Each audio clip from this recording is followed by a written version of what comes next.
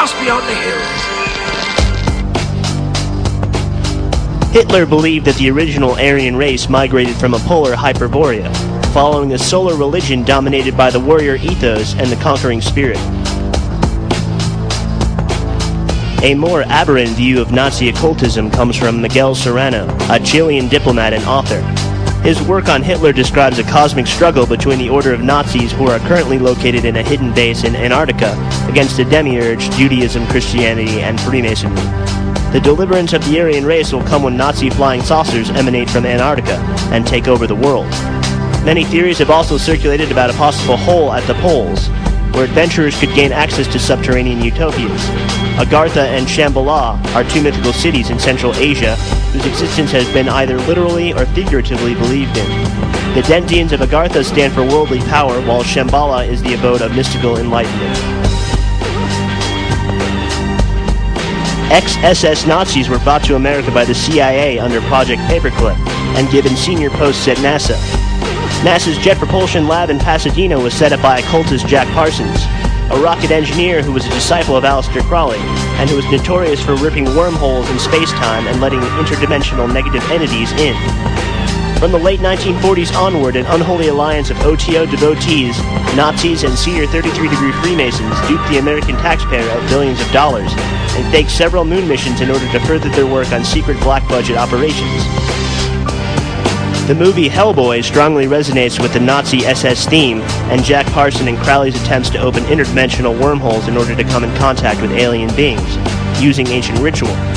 This was of course the goal of Hitler as well, and one of the major areas of research he gave to his Brill Society.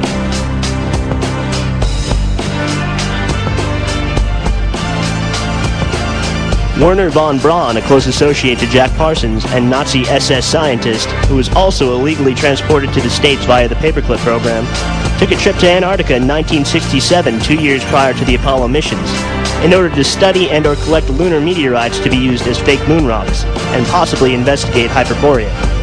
Because von Braun was a former SS officer, hoax proponents have suggested that he could have been susceptible to pressure to agree to the conspiracy in order to protect himself from recriminations over his past.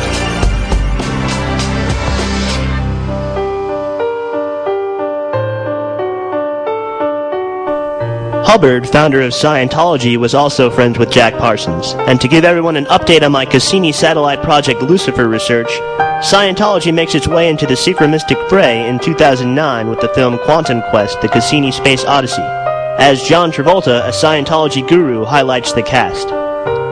Shia LaBeouf, our Optimus Christ Cube Guardian, stars alongside our Matrix Messiah Keanu Reeves in a story concerning Magog, the son of Lucifer trying to use the Spear of Destiny to unleash hell on Earth.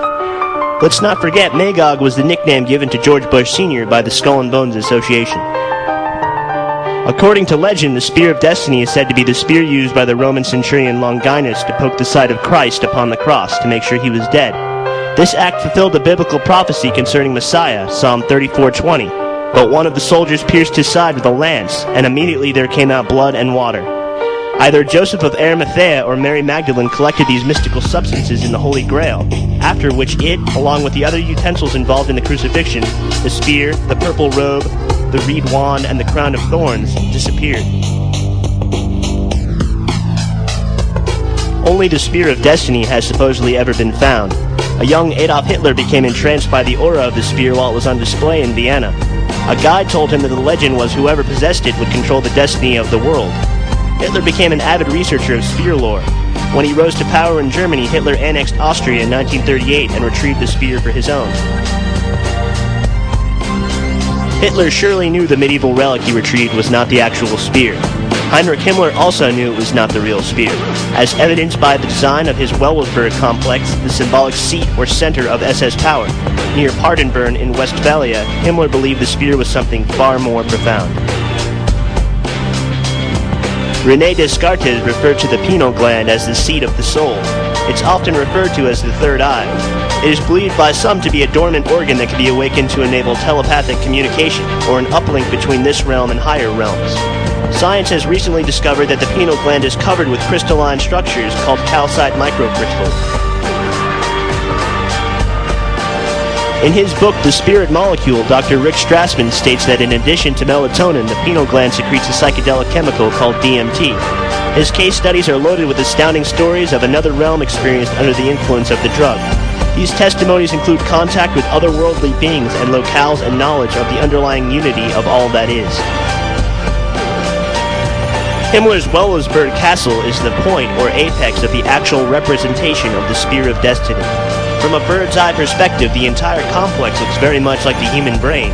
Stranger still, the Eye of Horus, or the Eye of the Moon, also fits nicely into this map, implying that Horus, Jesus, and all other sun gods were representations of the psychedelic experience discovered through the DMT pathways in the crystalline-covered hallways of the pineal gland. This is also the eye that you see atop the pyramid on the dollar bill, the one true Stargate and inner Messiah. The magic psilocybin mushroom being the manna or his flesh Catholics so ignorantly take in wafer form at communion. And here's an excerpt from Daniel Pinchback's Breaking Open the Head on his first experience with DMT. As I had been warned, it was like smoking a shard of lawn furniture.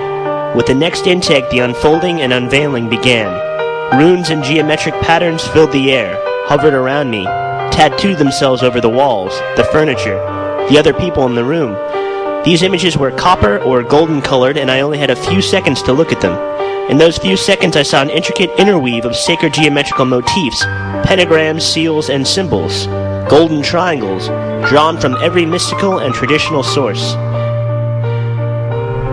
I seemed to be projecting forward at an incredible speed. At the periphery of my vision I saw twisting white columns like high-tech swizzle sticks, as if I was following a ladder or lattice up, or in or out of all of the above, to hyperspace. I had the sense of floating through a fractal tapestry, a curving and infolding plane of synthetic plastic, fantastic whiteness and gleaming colors in endless vibrant hues.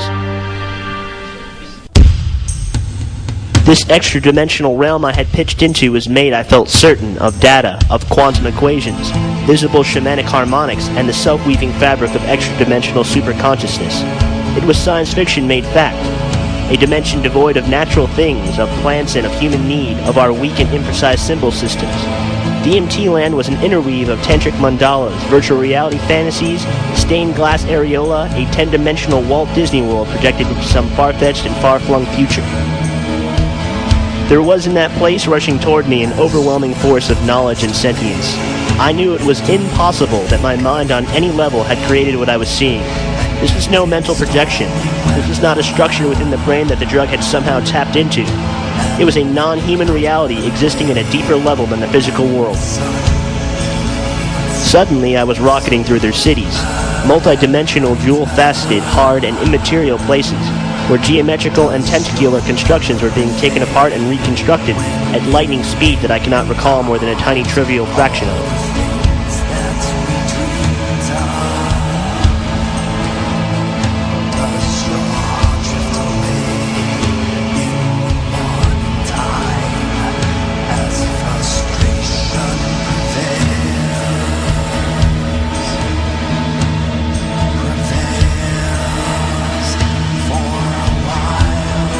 They were humanoid as far as I can remember, which is unfortunately not far enough. I recall a blue entity, blue like the color of certain celestial Buddhas in Tibetan Tenka paintings. Gesturing in my memory, I see him with one hand raised, waving at me. There were fountains and spinning mandalas like lit-up roulette wheels or flowering chakras that seemed organic as well as mechanical. At the center of the city there was a great fountain like the fountain at the center of a Renaissance town square, where bits of data or perhaps mathematical potentialities or burbling new test tube universes were flowing in rainbow patterns of ultraviolet froth.